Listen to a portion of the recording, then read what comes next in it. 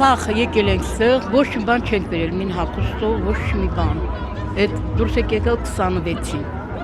այն բաժարից հետո։ Եկանք ստեղ, մեզ տեղավորեցին բանում, Արմավիրում, դետի փող են տալիս 50,000-ականի, մեկ էլ երկոք ենք, ես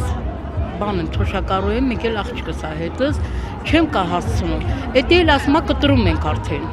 Բա ոնց մենք պիտի անենք, մեր տունը սաղ տվավ թորքին, գոնե չի հայտարարել, որ մեր ապրանքներն վերցնենք, կամ մի տեղ գնանք, չէ,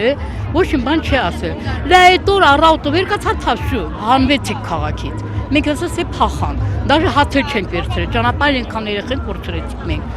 Հիմա մենք պահանջում ենք, մեզ գոնե տներով, բավարարի բնակավայրերով, հետո մեր փողը կտրի։ Այս 30 տարի Բաքվից եկածներին ոնց որ արել է, խաբել է, չետո ծախ փախել է, նույնն էլ մեզ հետ ակրկնում, մեր պահանջը նայա մեզ բավարար, եթե չբավարար է, մինա Աստված չի բանալու, իրան հետի բատա լինելու, սաղ ազգը